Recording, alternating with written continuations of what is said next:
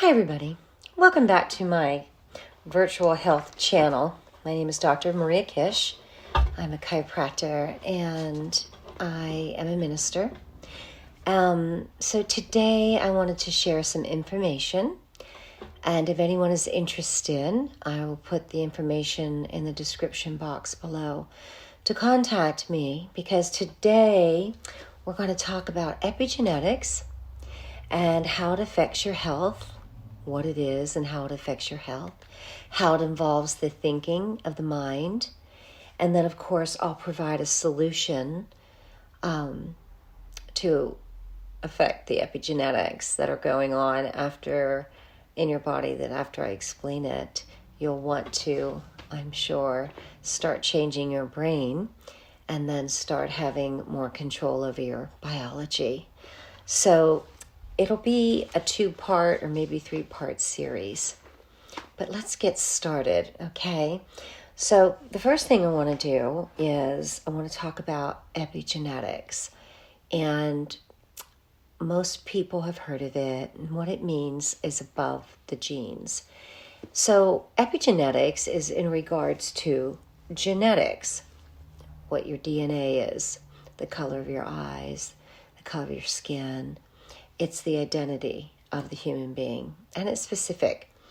Now, epigenetics means above. One of the ways I'd like to start explaining this is that genes are your blueprint, okay? For example, if you walk into an architect's office and you see the blueprint, they are what we would call the proteins that are in your body, all right? But genes and the actual blueprint doesn't control itself into action, if that makes sense. Something has to turn it on or turn it off. The blueprint needs an architect to develop it into the structure that it will become. But by itself, it's just a blueprint. It's just on a piece of paper. So genes by themselves are there, but they're controlled by the architect. Okay? Okay, so just to recap before we move forward, is that I'm just going to read these little few notes, okay? And I want you to take notes. I encourage you to. So basically, epigenetics is above the gene, and genes are who you are, your identity. Under epigenetic control, it is above the genes, meaning that it is the environment.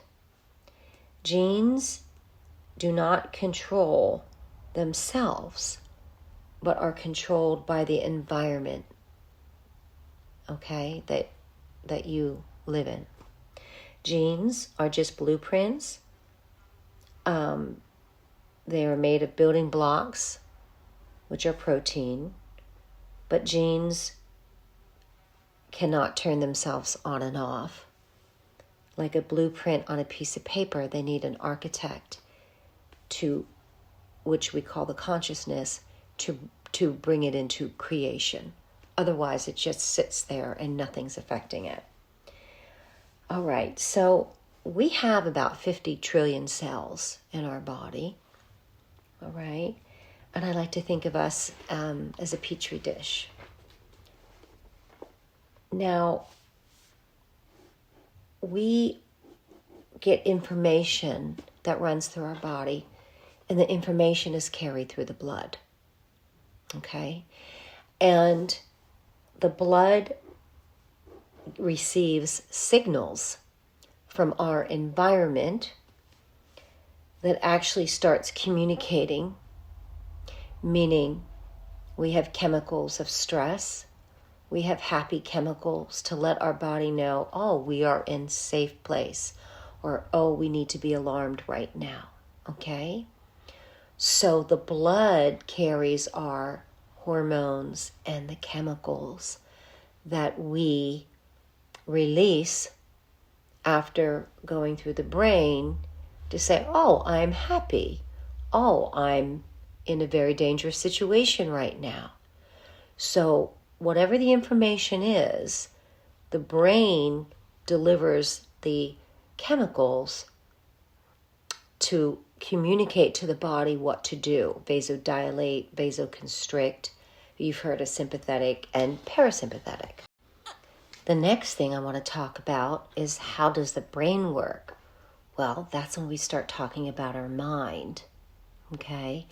And this is where things get very interesting, because no two minds are alike. I'm sure you've heard that statement. And it's true. Why? What am I getting at? Well, you can have two people experiencing the same, go through the same experience, the same reality, but they come out with different experience, right? One says, oh, that was a terrific movie. The other one says, oh, that was a terrible movie. Or you could have four people in a car that get into a car accident, and you have one that never drives again, one that drives with no problem, one that, the point is, you have four different reactions, okay? Why? Because it's based on the person's conscious and subconscious. So here you have the same environment, and you have an experience with two people or maybe more, and each person will have a different experience of the same reality. And that's where we want to talk about the conscious and the subconscious mind, and why we have different perceptions. Well, from 0 to 7 years of age, we are in a state of frequency in the brain called theta. And at this point, the brain is downloading information from your environment to know how to live here on Earth in this environment. You probably notice how babies will watch, the adults around them. So your programming, this programming gets stored back in the subconscious mind, all right? So we have it as the go-to when we then experience the same situation. Now, the other thing that we want to talk about is, whoever you're around from 0 to 7 years of age that you are watching, society, your parents, or whoever raised you, you see how they react to that environment and you store it. So it's not your reaction you're storing, it's somebody else's. They say that we are conscious only 5% of the time.